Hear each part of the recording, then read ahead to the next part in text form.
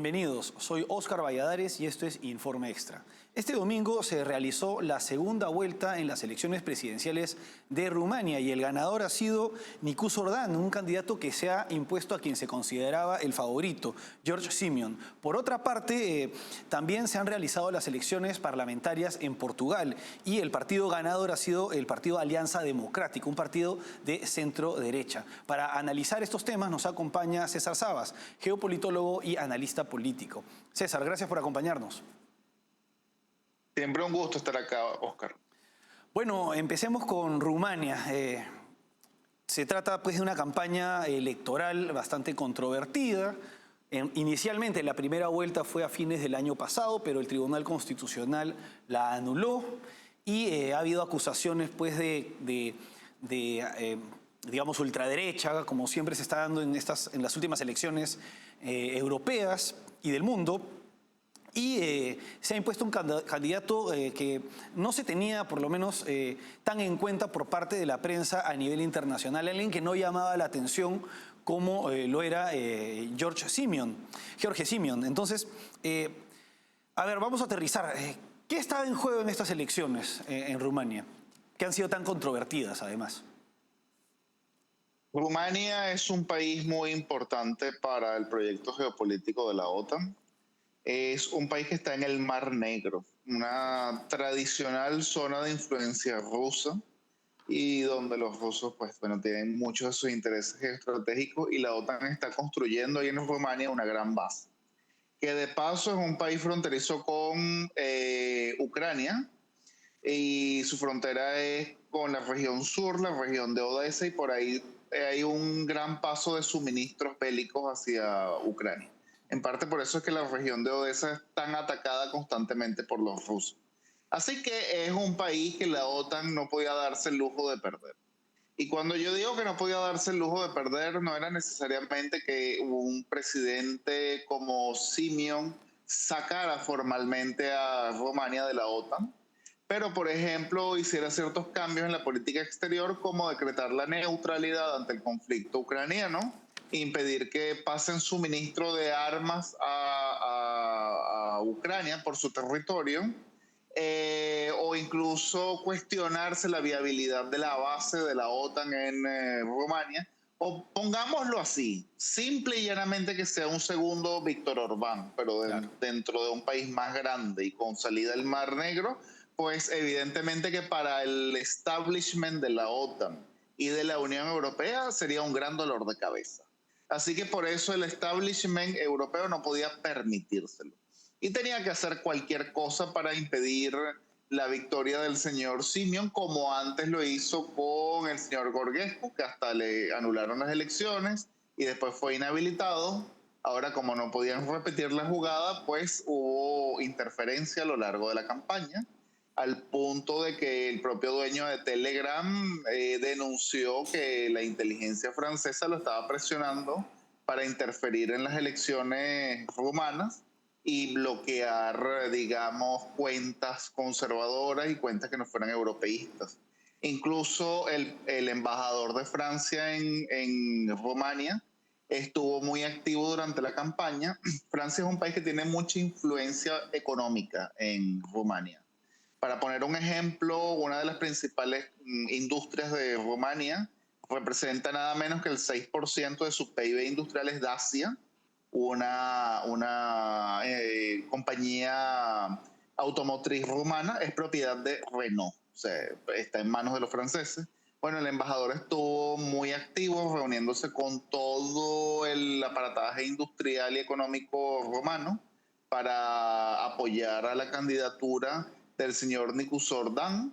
Y algo muy importante, el día de ayer, cuando Nicu Orban da su discurso de victoria, a quien primero le agradece es a la presidenta de Moldavia, por supuesto, que es un país Claro.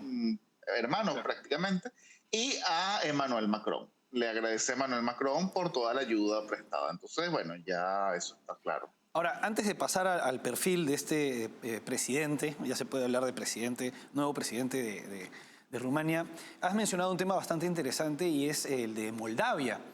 Es un país también limítrofe y un país hermano, pero también es un país con presencia rusa, ¿no? ¿Podría señalarnos el impacto que tiene esto en esta región y la importancia, pues, nuevamente de esta situación con relación a la base tan importante que se viene desarrollando de la OTAN en Rumania?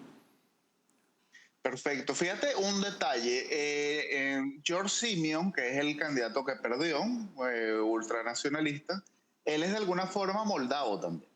Porque la región de Moldavia, ya no hablando del país, sino de la región, es una región histórica que comprende más o menos el 80% de lo que es actualmente Moldavia, que antes se llamaba Besarabia, y otra región muy grande que todavía los romanos lo consideran Moldavia. Entonces la unión de esos dos es la Moldavia histórica. El país actual que se llama Moldavia es un estado artificial que surge después de la Segunda Guerra Mundial y por supuesto después de la caída de la Unión Soviética. Un territorio que se le quita a Rumania, se le anexa otro territorio que es la Transnistria. Hay un río que divide Moldavia, el Dniester, y todo lo que es del río hacia allá es Transnistria. Esa zona está habitada por ucranianos prorrusos y rusos, por supuesto, prorrusos. Entonces, Stalin tomó ese territorio, le quitó una parte a Rumania y creó la República Socialista Soviética de Moldavia y la unió a la Unión Soviética. Y estuvieron dentro de la Unión Soviética, ya ni siquiera dentro del bloque comunista, porque Rumania también fue del bloque comunista. Estoy hablando ya como tal la Unión Soviética, el país de la Unión Soviética, hasta el año 91. Cuando el 91, pues la Unión Soviética se disuelve, queda Moldavia como país independiente y la gente del Transnistria, o sea, del Dniester para allá, que no son de cultura rumana, los moldavos en general son rumanos y por eso hizo esta salvedad de la región histórica, hablan el mismo idioma, exactamente el mismo idioma, tienen la misma iglesia, la misma historia, los otros son eslavos orientales. Entonces ellos se sienten separados, ellos se quieren independizar, se sienten otra cosa, y ahí es donde está una base rusa para, digamos, ser de distensión entre los moldavos y la gente de Transnistria. Entonces es un punto caliente, importante. La presidenta de Moldavia actual, la señora Sandu, es proeuropeísta, anti-influencia rusa, quiere acercar a su país a la Unión Europea. De hecho, Moldavia es candidata a la adhesión a la Unión Europea.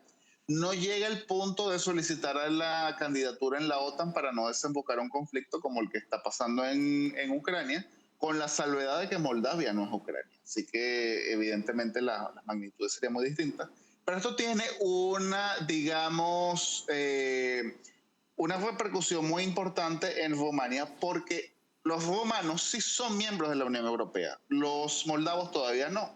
Así que, ¿qué ha hecho históricamente Rumania? Darle la nacionalidad rumana a los moldavos. Los moldavos de cultura moldava, que es cultura rumana. Entonces, muchos moldavos que son proeuropeos votan también en las elecciones rumanas. Aún así vivan en Moldavia o vivan en otros países de Europa. Muchas veces los ciudadanos rumanos que están identificados como rumanos, por ejemplo, en España, en Francia, ni siquiera vienen de la propia Rumania, sino de Moldavia. La Moldavia propiamente dicho, tienen la nacionalidad rumana y por supuesto votan. Entonces, por supuesto, van a votar por el candidato que es más pro Unión Europea, que pudiera integrar a su país de nacimiento, Moldavia, también en la Unión Europea y, por supuesto, acercar a ambos países. Ahora, en caso de que pudiera haber una intención más manifiesta de esto, se podría replicar un conflicto como en el de Ucrania, como habíamos mencionado, porque, digamos, esta región de Transnistria recuerda un poco, pues, al Donbass con separatistas rusos. Sí, y de hecho esa es la preocupación que tiene la señora Sandu, la presidenta de Rumania. Si los rusos llegasen a Odessa, la región de Odessa en Ucrania, tendrían un corredor directo entre Transnistria a todo lo que es Rusia. y su preocupación es que pudiera haber una gran movilización militar y de ahí tomar el resto de Moldavia. Yo creo que como están las cosas hoy en día, no hay por los momentos un peligro de que haya un conflicto a gran escala. Primero porque hay el río que los separa y digamos que hay una diferencia marcada. Segundo, la gente que está en Transnistria no tiene mayores aspiraciones o reclamaciones al resto de Moldavia. Y mucha de la gente que está en Moldavia, la Moldavia propiamente dicha, tampoco le interesa morir en una guerra por una gente que es completamente ajena a su cultura y a su historia, que son los que están más allá del Dniester, o sea, la Transnistria. Y de paso, Moldavia como país tiene otra región que yo no diría que es secesionista, pero es un poco problemática, que son los gagausios, que de paso son de origen turco, pero son turcos evangelizados a la religión ortodoxa rusa y son prorrusos, que están al sur y han pedido ya también protección a los rusos. Así que yo creo que es muy probable que, siguiendo el pragmatismo que dentro de todo ha mostrado la señora Sandu, que si bien es muy proeuropea y antirrusa, desde un punto de vista militar no está haciendo nada para, digamos, desencadenar un gran conflicto. Va a ser un conflicto congelado. Los rusos van a querer sí ponerle la mano a Moldavia, pero a través de una guerra híbrida, como ya lo vienen haciendo, a través de la propaganda, presiones económicas. Ahora, La Unión Europea podría hacer lo mismo, pero no van a lo bélico. Ahora, todo esto explica en buena medida la importancia de crear una base o desarrollar una base mucho más poderosa en Rumania como freno pues, a este acercamiento de la influencia rusa, ¿no? Y, por tanto, lo determinante que es para la OTAN y para la Unión Europea tener un candidato, pues un presidente que no sea, digamos, hostil al establishment. Ahora bien, César, antes de pasar al siguiente bloque, ¿cuál es el perfil de Nicusor Dan? Es el alcalde de Bucarest, que es la capital de Rumania. Generalmente aquí en Europa las capitales son las más proeuropeas, proeuropeístas y por supuesto las más pro-establishment. Así que evidentemente que estamos hablando de una persona cuyo perfil político, ideológico, va a ser completamente cercana al establishment de la Unión Europea y de las grandes capitales de Europa Occidental. Básicamente va a ser como una especie de Donald Tusk, no estoy hablando de Donald Trump, Donald Tusk, el actual primer ministro de Polonia, que si bien, por ejemplo, es un caso interesante porque si bien Polonia tradicionalmente es un país muy conservador y también ha tenido muchas, digamos, batallas y peleas con el establishment de la Unión Europea, ganó el señor Tusk las elecciones pasadas, las parlamentarias. Él antes había sido presidente del Consejo Europeo, es decir, estamos hablando de alguien que viene del establishment de la Unión Europea y ganaba justamente en Varsovia, en las grandes ciudades de Polonia. Aquí está pasando lo mismo en Rumania, así que va a ser un perfil muy parecido, alguien que viene de la Europa del Este, que quiere jalar la Europa del Este hacia el occidente. César, vamos ahora a una pausa y regresamos para analizar la reacción pues, del sector político que ha sido derrotado en estas elecciones, ¿no? Hay acusaciones de fraude, de injerencia, y sería interesante verlo con más detalle en el siguiente bloque.